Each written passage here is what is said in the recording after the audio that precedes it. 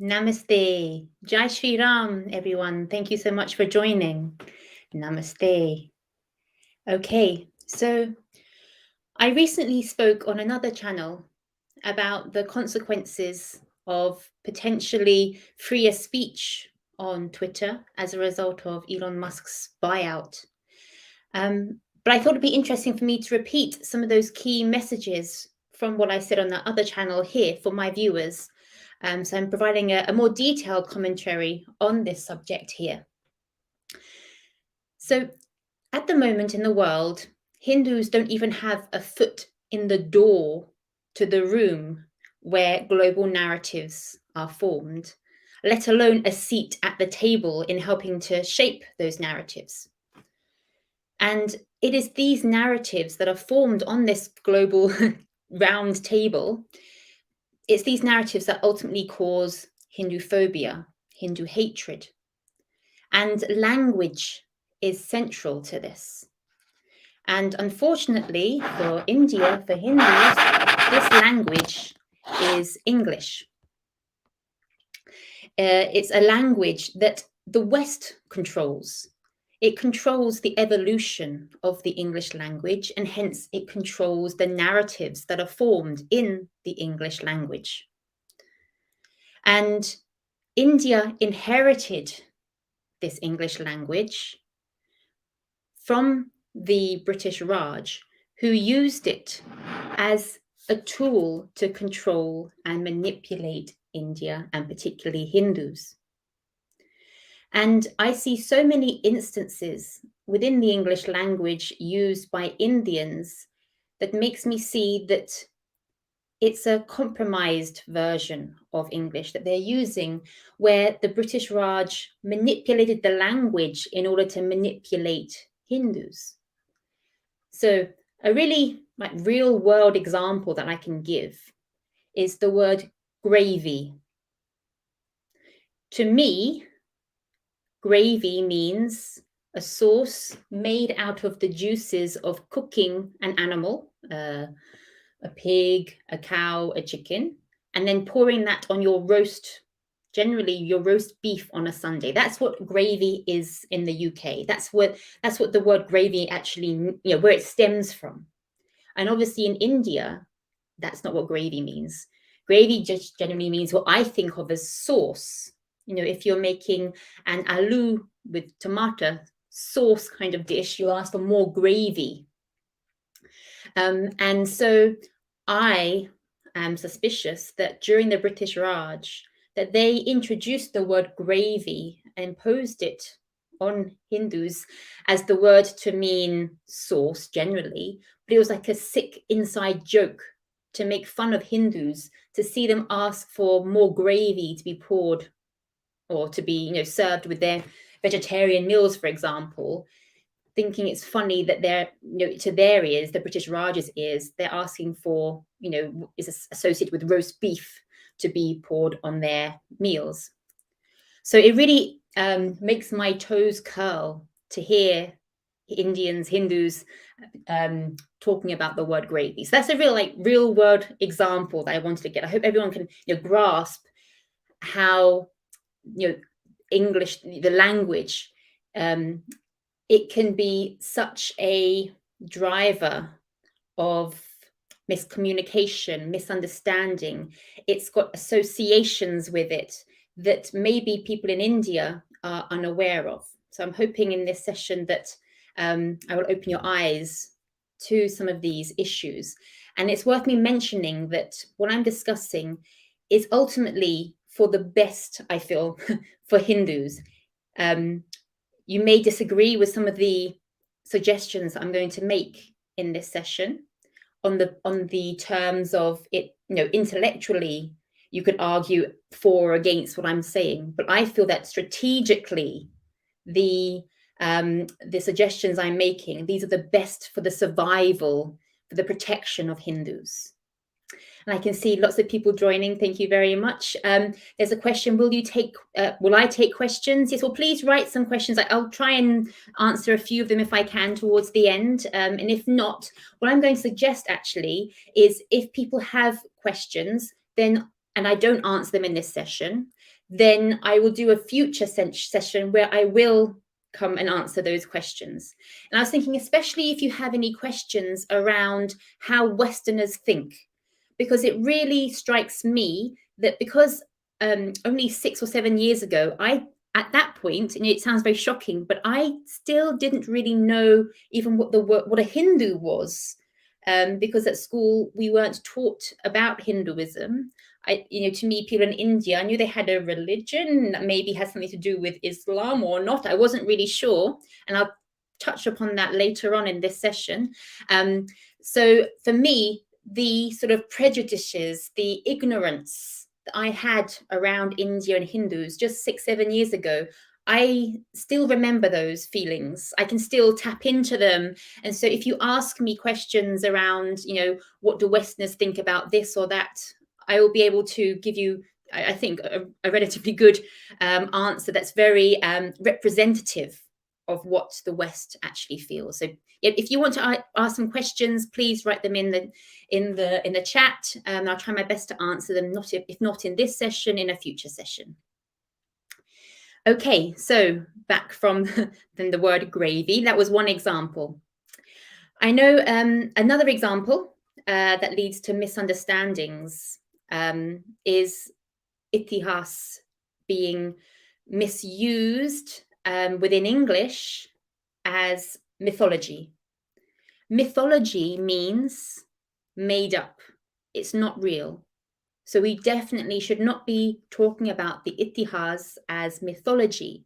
We believe the events happen. They are history, itihas, Mahabharat, Ramayana, itihas. So don't use the word mythology.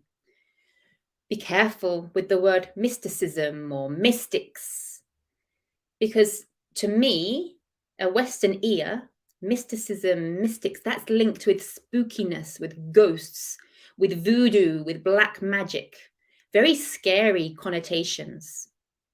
In fact, when I was about 6, 7 years old, I remember this very clearly. My parents, sitting watching the Indiana Jones and Temple of Doom film, and it's horrifying as a 6-year-old. And what it's doing, it's presenting Hindus specifically as absolutely frightening people who are, sacrificing human beings, throwing them into fiery pits, eating monkey brains, and that sort of thing. So these words of mystic and mysticism, you have to be very careful, because that is very associated with that very negative, scary connotation. Aligned with that is really the word spiritual. That's another one you have to be very careful of. And I see how the word spiritual has evolved over the last 100 years in the West. And so the word spiritual will mean different things to different people in the West, depending on how old they are. So my grandparents' age, my great-grandparents' age, so between like 1920 to 1950, I would say, spiritual would be associated with things like seances, Ouija boards, media. When people are, you might have seen on films where people are holding hands, they're trying to communicate with ghosts, Ouija boards, seances, even the curses of ancient Egypt. It's that kind of feeling that the word spiritual brings up.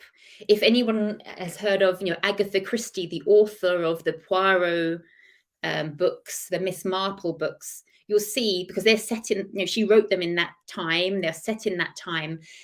If they always often are talking about spiritual, many of the sort of scary, shady characters in these films, they are termed spiritual, and they're communicating with the curses of, different Egyptian gods from millennia before, or they're trying to communicate with ghosts and helping to solve the murder or something. So that's what people from that generation associate with the word spiritual.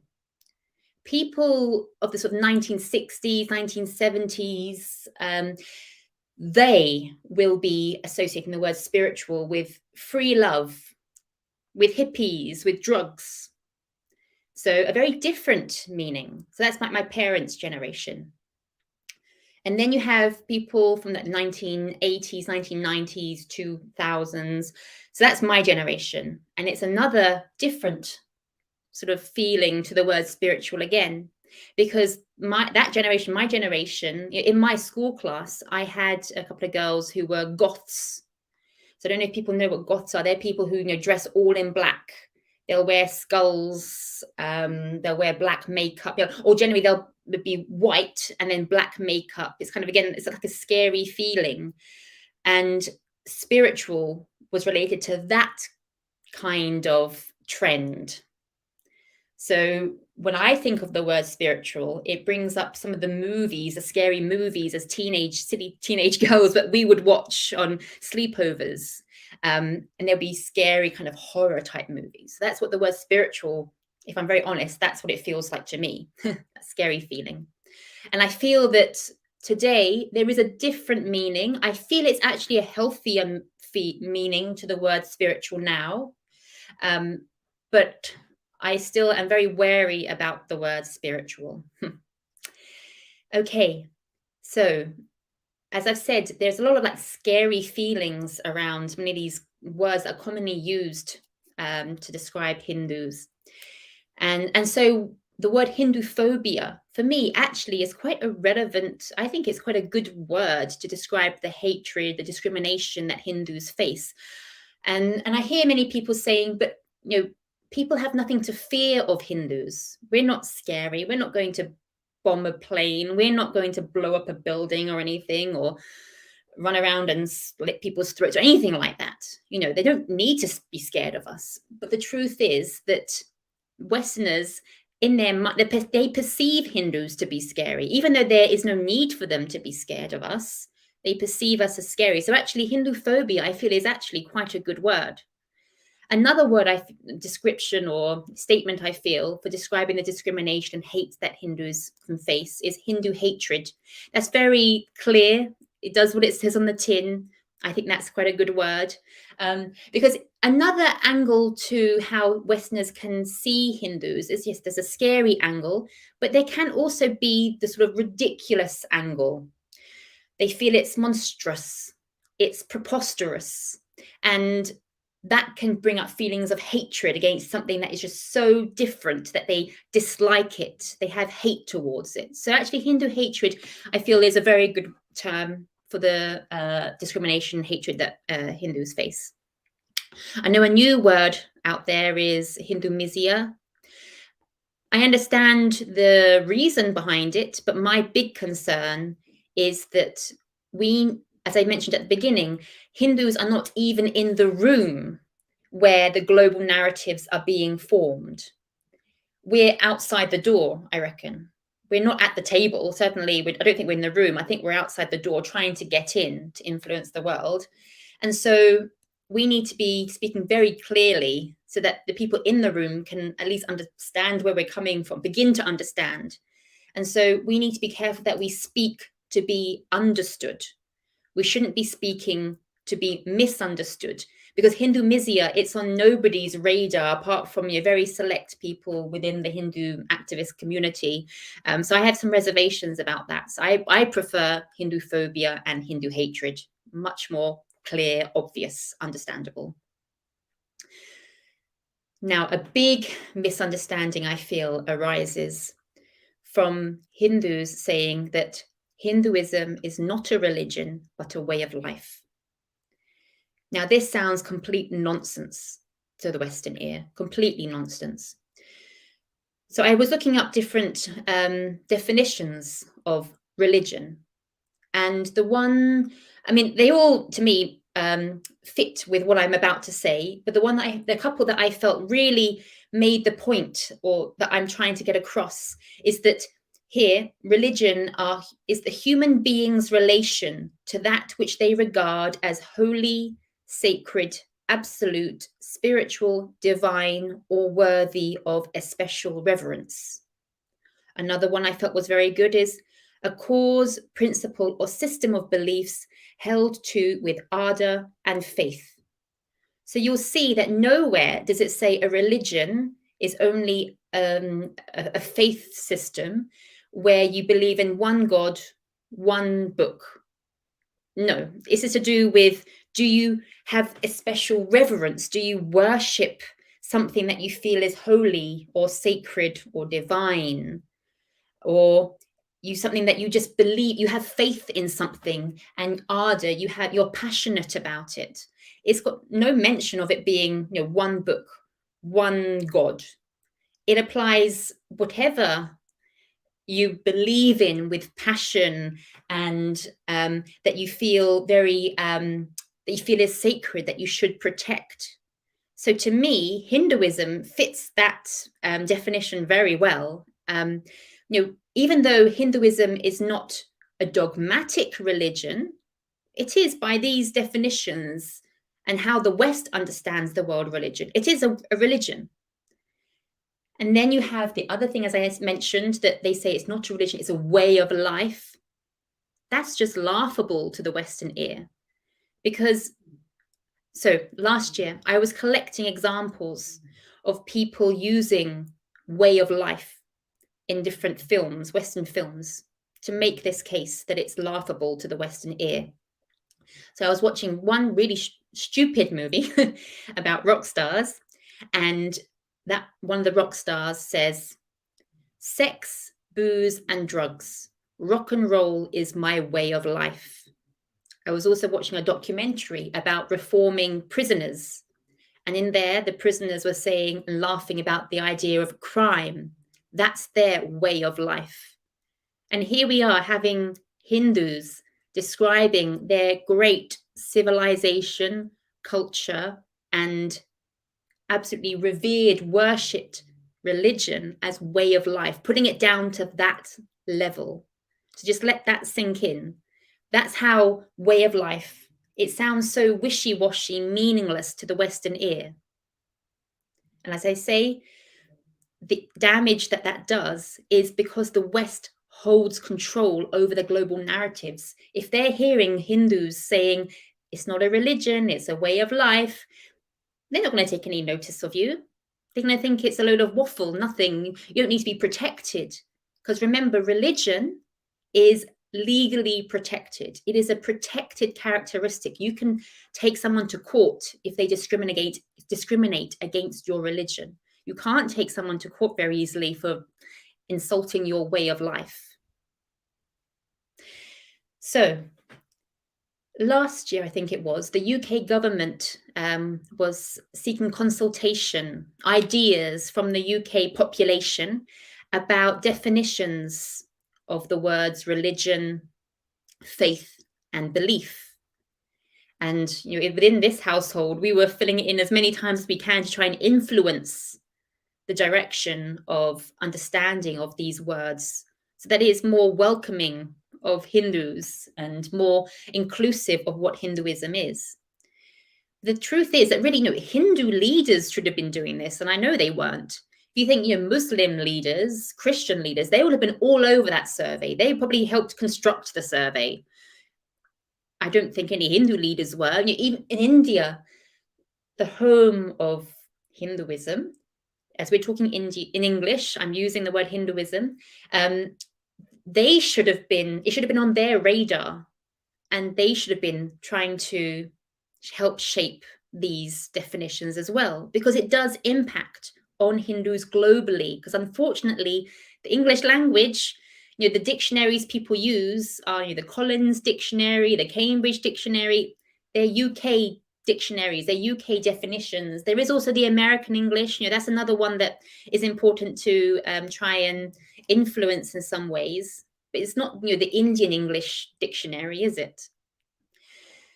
So they really should have been taking that as an opportunity to try and help the world better understand Hindus, because we do need real world effective strategies to reduce misunderstandings of what Hindus are, who we are, what we do, what we stand for, because that will help tackle discrimination, Hinduphobia, Hindu hate. And at the moment, many of these words that I'm giving examples of, they're just causing misunderstanding, confusion, mixed messages. And a really clear damaging effect of that is that when Westerners don't really know what a Hindu is. Like I said, 7 years ago, I didn't really even know what a Hindu was.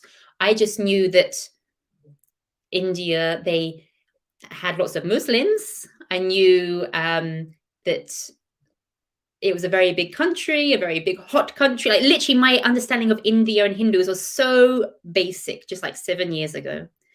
And so I know that the vast majority of certainly people in the UK, they have no idea of the difference between Hindus and Muslims, none whatsoever. They know that between the Middle East and across to China, there's this massive massive landmass where everyone's kind of the same. That's Western, how they see that part of the world. And they know obviously about Islam because Islam is well represented in the media here in the West. And so they know where there are many Muslims in that part of the world. So they think everyone kind of is a Muslim in that part of the world. Very few people will be able to distinguish a Hindu from a Muslim, and not many more would even know what a Hindu is. And that is dangerous, obviously, because there are genuine reasons to be fearful, to maybe not like various aspects of Islam. When you think of, the grooming gangs in the UK, different terrorist events, people are genuinely scared. And the problem is that if they can't tell apart Muslims from Hindus, they will project their fear, their hatred that is meant for Muslims onto Hindus. And I feel this is a major reason why Hindus do face discrimination and hate, even though Hindus are actually the complete opposite. We know there's no reason to fear them, but more than that, they are model minorities. They are top in terms of education in the UK. Hindu children come top of the league tables. They are most likely to get a higher education. They're most likely to have the greatest earnings, to own their own house and not to be dependent on taxpayer benefits. And so, these model minorities are facing, unfortunately, discrimination and hatred that is aimed for a different group that are not model minorities. So, for example, my husband, who is natively from India but living in the UK, he's been thrown off a train. He's had a glass bottle smashed over his head. Like, Hindus do face this hatred. And yet, I saw a report where only 114 cases of hate crime was filed by Hindus. I think it was last year or the year before in the UK. And that's just not true. That is a drop in the ocean of the number of discrimination and hate cases that goes on against Hindus in the UK. And the problem is that in its eagerness to please the UK population, who have such deep-seated prejudices against polytheism, against Murti Puja, as well as, that sort of misplaced fear and anger against Muslims, Hindus are facing this discrimination, this hate, but they're so deracinated, so mentally colonized, they don't even see the discrimination for what it is when it happens to them. They don't see the hatred. They either don't see it for what it is, or they don't care. They'd rather turn a blind eye than make a big hoo-ha about it, big issue about it. And so that is why I feel the official number of reported hate attacks against Hindus in the UK is just a drop in the ocean. So I read a report about how different minority groups in the UK feel there is discrimination against them collectively by other minorities or the UK British population in the UK. So how much do they think that ethnic minorities are discriminated against generally? And I was shocked to see that, Black people, Muslims, Jews, Buddhists, Sikhs, they see discrimination happening towards all minorities like massively. Westerners, like white British people, don't see that discrimination. Hindus see it the same amount as white British people. They don't see any discrimination. And I feel it's because they're so deracinated. And a statistic that backs up that fact is that there is a recent spin out from Oxford University, like a think tank called the 1928 Institute.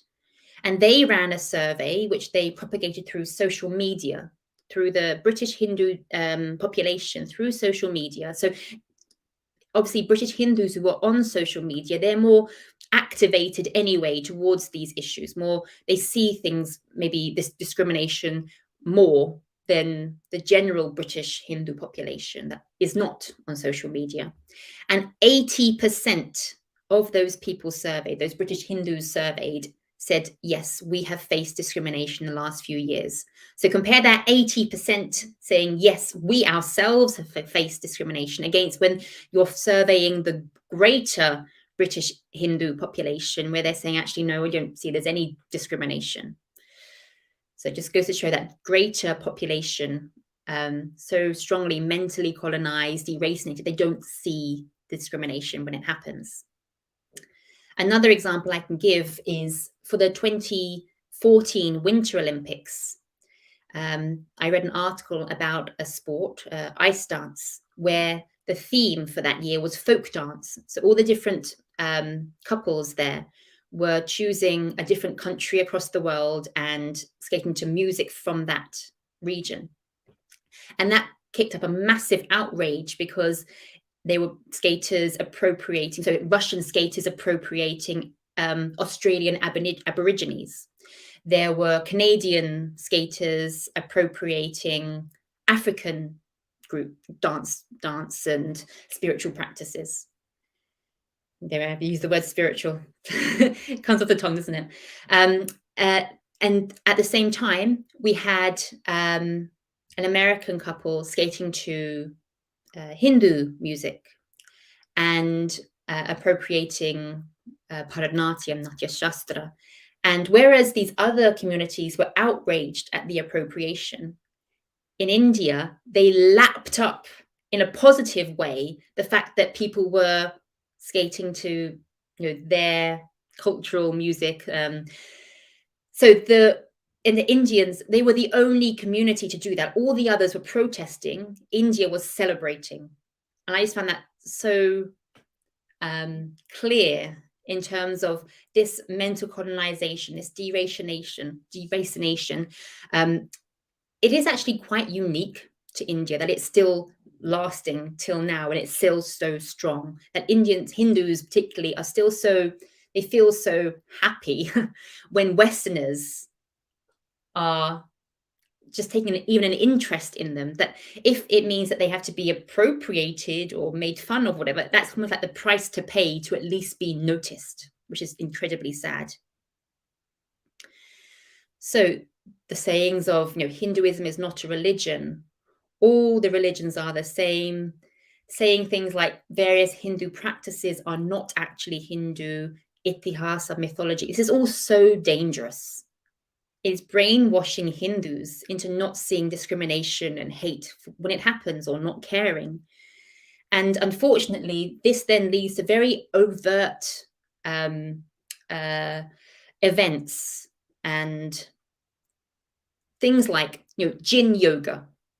In the West, there's this fad of people drinking alcoholic drinks while doing yoga asanas, or taking their dogs and doing doga. Things like, on Amazon, you see all the time these cases of toilet seats with Ganeshji, Bhagwan Ganeshji being sold, or doormats. All of these absolutely horrific things are happening that are so offensive to Hindus. When, Hindus are saying nonsense, essentially, that is confusing them and weakening their ability to see attacks and hate for what they are, they turn a blind eye to these occurrences. And the worst thing is that it's actually then encouraging this discrimination to happen, because a Westerner will then, if there is discrimination against someone doing yoga asanas, for example, you can't say, oh, you've insulted my Hindu religion, because then they'll say, but you said yoga is not Hindu. Or if there is, a toilet seat with Bhagwan Ganeshji on, and you're taking offense to that, which you absolutely should, then someone could say, well, you said your gods are mythological. They're made up. It doesn't matter then. Why are you taking offense? So these phrases, they can really be used against us Hindus. We have to be very careful using them.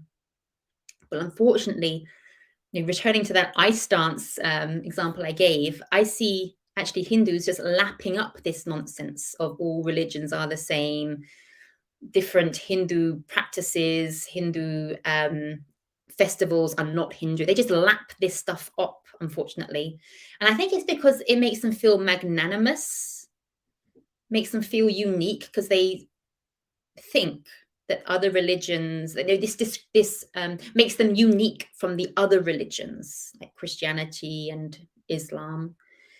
The truth is that all it is doing is causing damage. So yes, it's good to feel pride in being Hindu, in the Hindu, in the inventions of the Hindus, of your Hindu festivals, to celebrate them and feel pride in them. But don't let that turn into almost like smugness or making you feel magnanimous and unique, because that ultimately is making, I feel, Hindus see the world in almost like a deluded way. It's not in touch with reality, because ultimately what we need to do is make sure that Hindus survive. We're not discriminated against. We're not the subject of vicious attacks. We are understood for who we are, and we are respected. And these sayings of all religions are the same, different Hindu practices are not Hindu, it's just muddying the water, confusing things, confusing how the West understands who Hindus are and what we stand for, and ultimately confusing Hindus themselves. And a confused Hindu is very vulnerable to conversion to Islam, to Christianity. As I said, importantly, saying Hinduism is not a religion is so dangerous in this world of being able to put legal injunctions and legal cases forward, because religion is a protected characteristic. It's understood, it's respected, and it's protected under law. And so, yes, Hindus face racism as well as religious hatred, but it's important not to miss off that religious hatred part. I find all too often they'll focus just on racism. The thing is that religious hatred is such a stronger legal case to make than racism. So, for example, the Rashmi Samantji case that happened at Oxford, I saw so much focus on it being racism.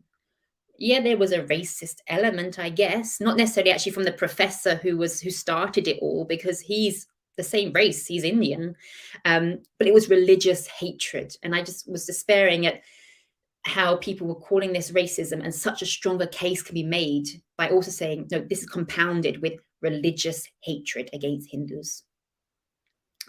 And unfortunately, I see many Hindu leaders, Indian political leadership, only encouraging this confusion of Westerners as to what a Hindu is, and confusing Hindus as to who they are, what we stand for, by saying things like, Hindus and Muslims, they have the same DNA, they're the same.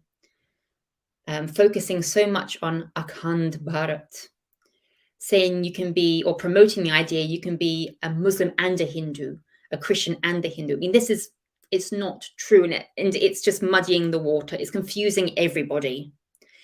And especially when we are talking English, we need to be clear, we need to be simple, because in today's world, people have an attention span of 10 seconds. Let's be very frank. Many people are not very intelligent.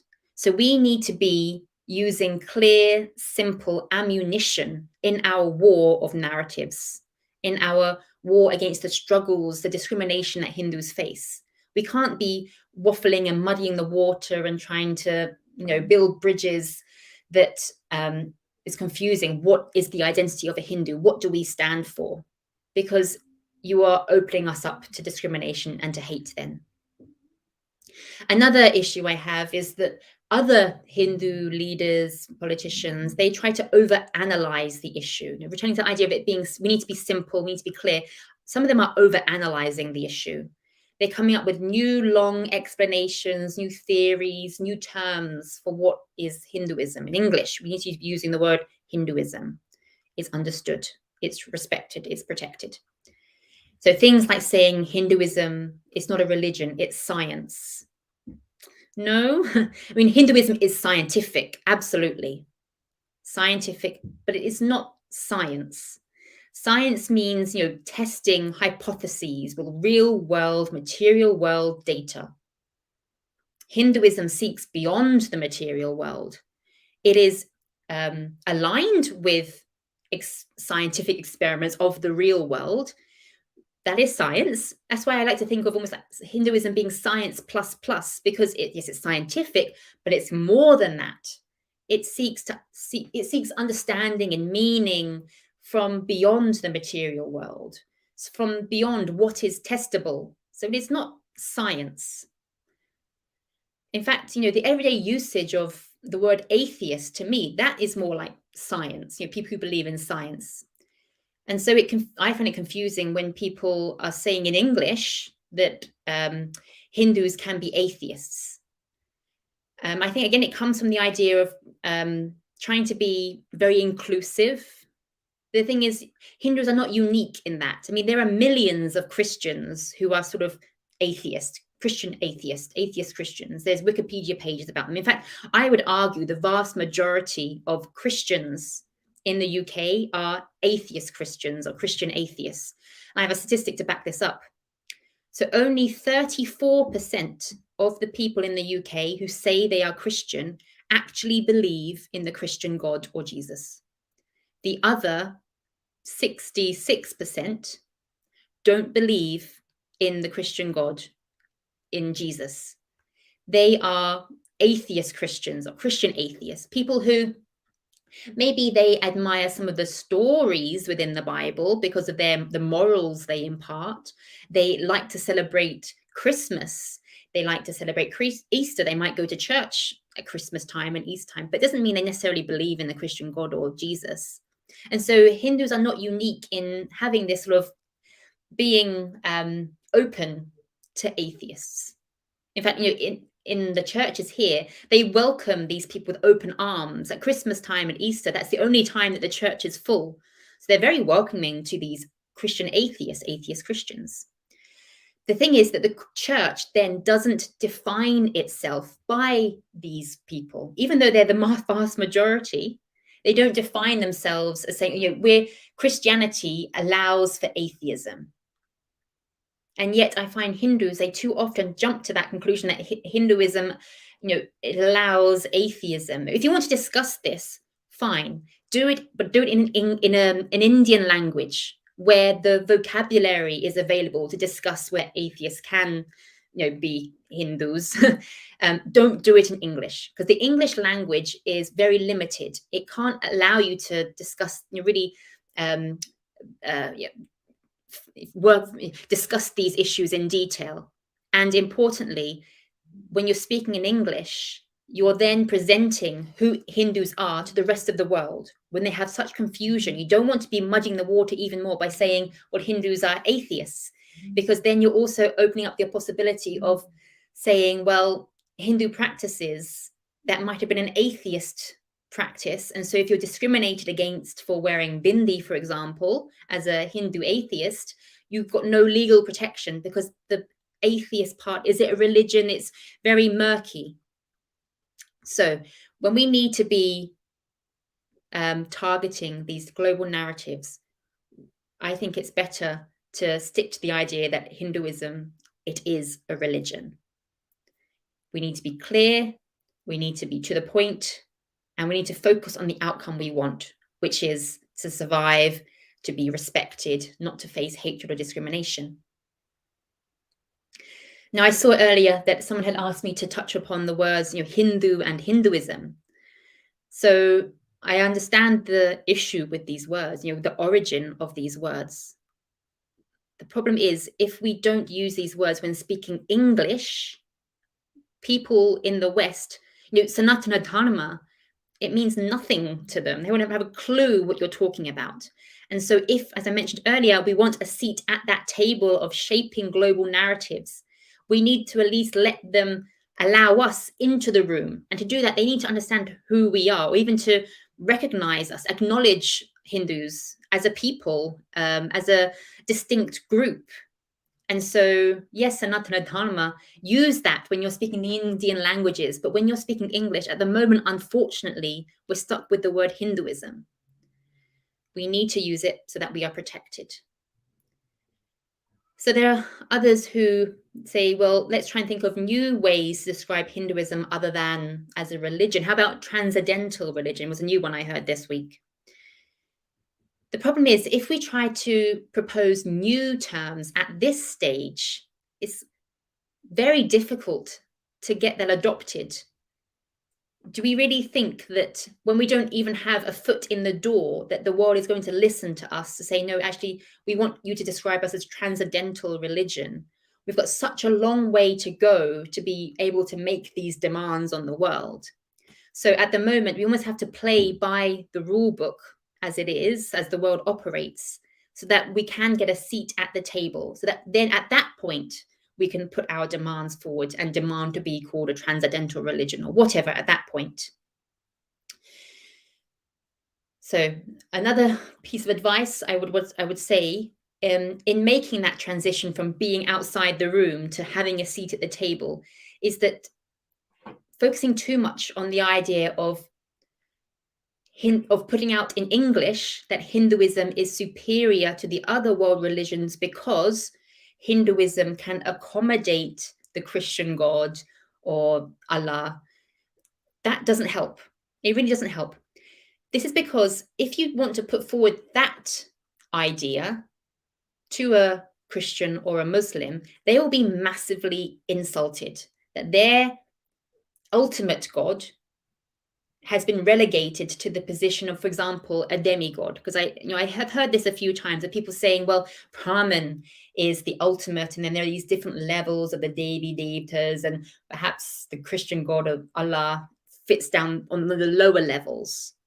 And so that's why Hinduism is a transcendental religion, because it extends beyond that lower level of religion of the Christian religion, the Muslim religion.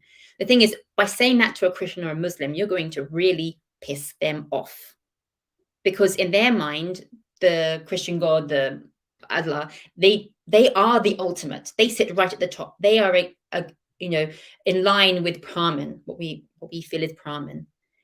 And so at this point, if we want to putting our coming to the table, be able to put our demands forward, we should not be pissing them off at that stage. I feel it's better to say Hinduism is a different religion. We believe in the Devi Devtas. You believe in your Christian God, you believe in Allah, fine.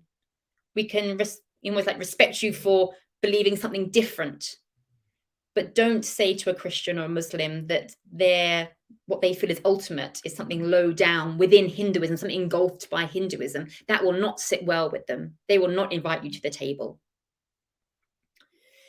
So all of these ideas, suggestions that I've come up with, this is not something that a single individual can do. We need a big, coordinated, informed effort to make these changes happen, to understand the Western mindset, to use English to our advantage, so that we can put forward a good strategy, a good deracinated, clear thinking strategy to meet the objectives that we have, which is for Hindus to survive, for Hindus to prosper, for Hindus not to face discrimination, to face hatred.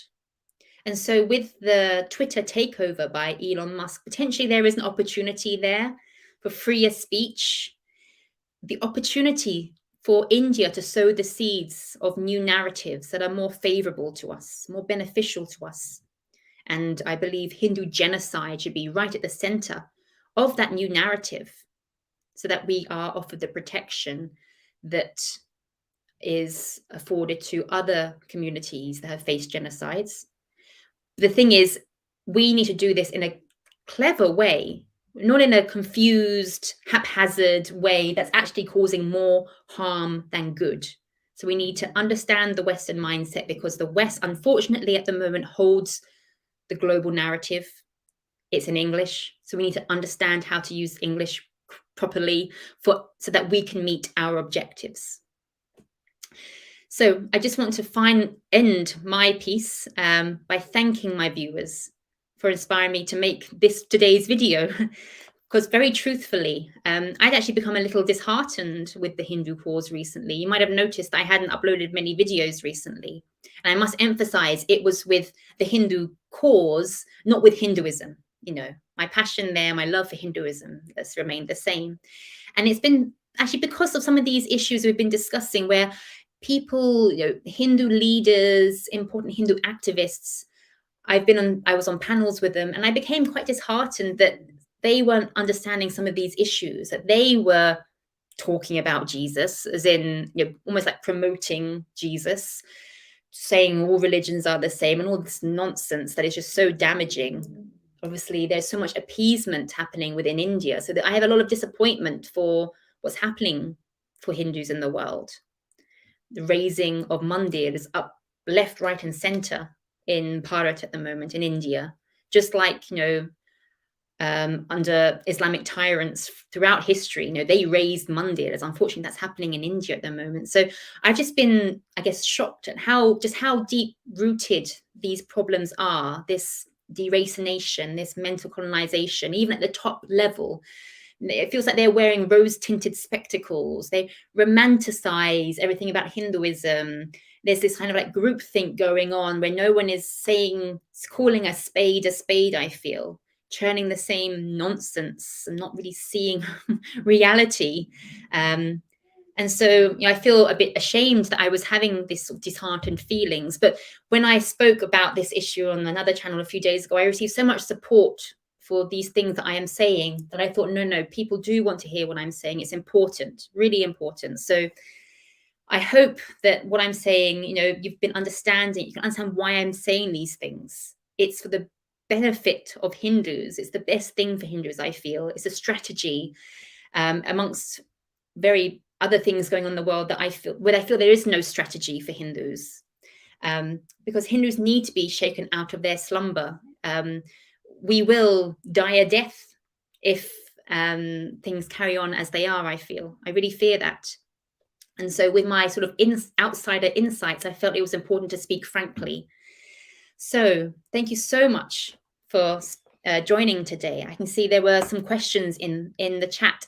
So I think what I'll do is I will collect these questions, and I'll also invite people to submit some other questions that they can think of over time, particularly on the topic of, how do Westerners think? How do Westerners perceive Hindus? Because as I said earlier, it was only 7 years ago that was me. I can sort of tap into that, how that thinking was. I can still remember what those emotions, those feelings were.